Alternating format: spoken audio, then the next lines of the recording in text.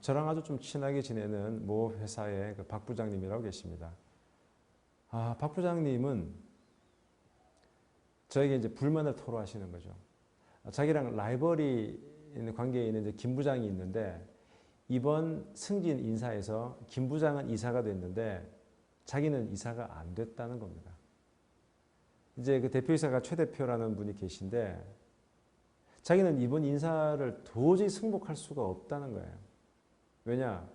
자기가 김 부장보다 못한 게 없는데 더구나 자기는 항상 최 대표를 만나면 그 회사의 문제점에 대해서 아주 뭐랄까 직설적으로 비판도 하고 충언도 하고 그 충신이라는 얘기죠. 자기 충신인데 자기가 봤을 때 김 부장 이번에 이사가 된 김 부장은 뭐 계속 뭐 이렇게 뭐랄까 아부만 하는 것 같고 그런 것 같은데 지금 김 부장은 이사로 승진했다.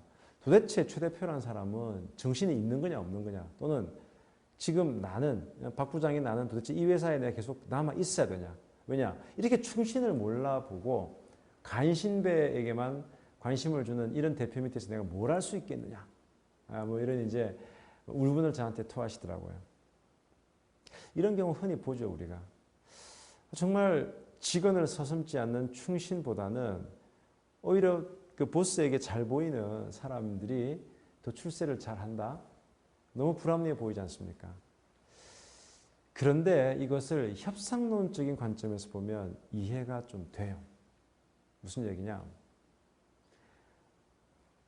지금 제가 협상론에서 가장 강조하는 것이 논리적인 설득보다 더 중요한 것은 그 사람에 대한 호감도라고 그랬죠. 호감도. 제가 어느 이제 사장님께 들은 말씀인데 그 사장님이 저한테 그런 말씀 하시더라고요. 조 변호사님. 제가 회사에 들어가면은 맨날 저한테 이거 잘못됐다, 저거 잘못됐다라고 막 얘기하는 그런 임원이 제가 좋을까요? 안 그러면은 그냥 뭐 모든 제 얘기 다 들어주고 제가 옳습니다, 옳습니다라고 하는 그런 임원이 제가 좋을까요? 좀 판단하기 좀 애매하더라고요. 왜냐하면은 문제점을 지적하는 그 임원은 충신일 테니까. 그런데 그 사장님 말씀이 자기는 두 번째 그냥 아무 얘기 안 하고 그냥 자기한테 대해서 좋은 얘기만 하고 좋은 말만 들려주는 그 임원이 훨씬 좋대요. 왜냐? 아니 뭐 자기라고 그 문제점이 있는 걸 몰라서 안 하는 건 아니고 못해서 안 한다는 거죠. 그런데 만날 때마다 그 문제점을 아픈 데를 계속 찌르는 그 임원은 자꾸 피하고 싶더라는 겁니다. 근데 그냥 편안하게 내가 바깥에서 정말 힘들게 협상을 하고 돌아왔는데 내부에서 편안하게 자기를 이렇게 품어주는 그 임원은 왠지 정이 가더래요.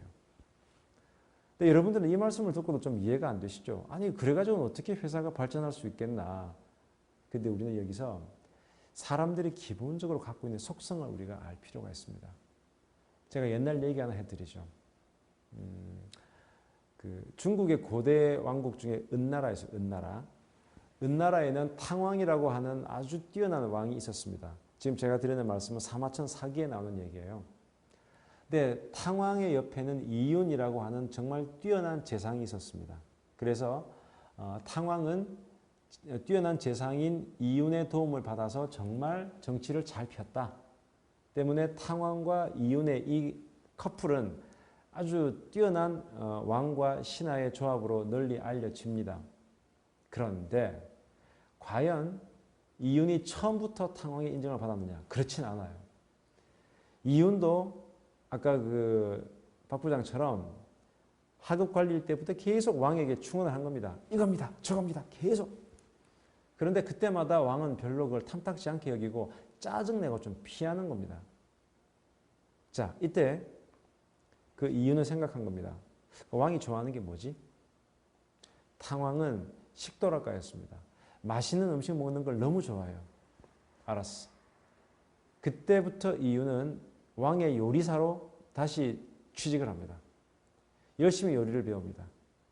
요리를 배운 다음에 왕에게 가서 저기 제가 이번에 새로 개발한 요리 하나 드셔보실랍니까? 그 애기 곰 발바닥 요리인데요. 그런 게 있어? 한번 먹어보자고. 정말 맛있구만. 또 뭐 코끼리 뒷다리 이런 데 한번 들어보시겠습니까? 그런 게 있어? 자, 이런 식으로 역사서에 보면 이유는 100여 차례에 걸쳐서 정말 맛있는 음식을 탕왕에게 대접했다고 합니다. 그러니까 그 100번의 음식을 대접하는 동안은 단 한 번도 정치 얘기를 안 했던 겁니다. 자, 100번 정도 맛있는 음식을 대접하다 보니까 탕왕은 이제 저 멀리서 이유만 보이면 기분이 좋은 거예요. 아, 그래. 오늘은 뭐 좋은 요리 없나? 즉, 이유는 이제서야 왕과 나 사이에는 신뢰가 형성이 됐구나. 내가 어떤 얘기를 하더라도 왕은 내 얘기를 들어줄 수 있겠구나. 그 판단을 하게 됐습니다. 그러자 그때부터 이제 정책 얘기를 하는 겁니다. 왕이시여, 지금 우리나라에 이런 문제가 있는데 혹시 알고 계십니까? 왕은 그래? 난 몰랐는데? 근데 이런 문제가 있고 이렇게 이걸 고쳐나가야 됩니다. 그래. 자네가 그럼 그렇게 해야지. 즉 이미 100여 차례에 걸쳐서 음식을 해줌으로 인해 가지고 두 사람 사이에 신뢰가 형성된 상황에서 이윤이 뭔가를 제시를 하니 탕왕은 기쁜 마음으로 그 제안을 받아들인 겁니다. 그래서 결국 이윤은 은나라의 재상이 되고 탕왕은 자기가 좋아하는 이윤의 얘기를 계속 들으면서 결국은 아주 훌륭한 정치를 폈다. 그러면 탕왕이 훌륭합니까? 이윤이 훌륭합니까? 이윤이 몇 배는 더 훌륭하죠. 제가 이제 동양 고전을 보다 보면 맹자님 책에는 그런 얘기가 나와요. 뭔가 바른 말을 해야 될 자리에 있는 사람이 관리가 있는데 바른 말을 해도 그 왕이 그 말을 제대로 듣지 않으면 과감히 자리를 박차고 떠나라. 더 이상 그곳은 네가 있을 곳이 아니다. 이게 이제 맹자님의 가르침이었었어요. 상당히 까칠하죠. 그런데 사마천은 그런 얘기하는 거죠.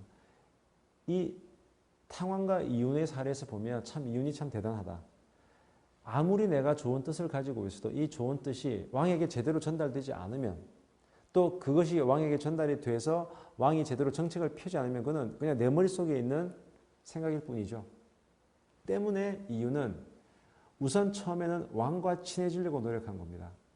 그래서 관리로서의 그 직책을, 그 자리를 다 버리고 가장 천한 요리사까지 되면서도 그 당시에 가장 천한 직업이었던 요리사까지 되면서도 그 왕과의 신뢰를 쌓기 위해서 노력했었고 그 결과 왕을 아주 뛰어난 정치를 할 수 있게 만들었다는 겁니다. 자, 아까 박 부장의 사례를 한번 돌아볼까요? 박 부장이 놓친 것은 바로 그거죠. 내가 옳은 얘기를 하면, 내가 진짜 정말 회사에 도움되는 얘기를 하게 되면 그 당연히 우리 대표는 그걸 받아들여야 되고 그런 충언을 하는 나를 더 평가해 줘야 될 거 아니냐라는 게 이제 박 부장의 생각입니다. 물론 그 마음까지 다 헤아려서 박 부장을 받아들여 준다면 그 대표라는 사람은 정말 대단한 사람이겠죠. 그런데 의외로 그런 사람은 많지가 않아요. 박 부장은 내가 옳은 얘기를 하면 무조건 다 받아들여 주겠거니라는 그 환상에 빠져 있었던 겁니다. 오히려 박 부장은 지친 또는 힘든 대표에게 정말 필요한 건 뭘까?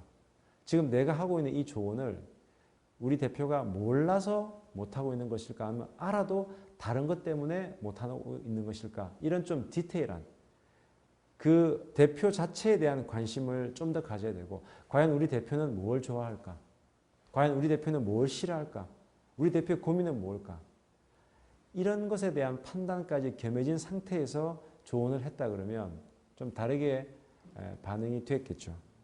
하지만 박 부장은 자기가 하고 싶은 얘기를 한 겁니다. 자기가 옳다고 생각했던 얘기만을 하고 그것이 상대방에게 어떻게 받아들여질지에 대해서는 고민을 충분히 하지 못한 잘못이 있습니다. 자, 정리하겠습니다. 정말 충언을 하고도 제대로 대접을 받지 못한다 그러면 그 얼마나 억울하겠습니까? 그런데 그 과정에서 우리가 반드시 알아둬야 될 것은 내가 사리에 맞는 말을 한다고 해서 내 조언을 받아들이는 사람이 그것을 다 원만하게 또 수용할 수 있으리라 기대하지는 말라는 겁니다. 더 중요한 것은 그 사람과 내가 어느 정도의 신뢰를 가지고 있느냐. 그래서 내가 어떤 얘기를 하더라도 저 사람이 내 얘기를 사심없이 받아들여 줄 수 있는 그런 관계가 형성이 되었느냐. 그 관계가 형성이 되었을 때에라야만이 나의 제대로 된 견해를 밝히고 그 견해가 상대방에게 제대로 접수가 돼서 수용이 될 수 있다. 바로 그것이 상대방을 더 정확히 파악하는 것이 중요하다라는 제 협상론의 아주 중요한 메시지 중에 하나입니다.